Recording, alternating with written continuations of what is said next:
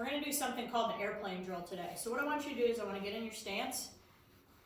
I want you to put your thumbs up and your arms out.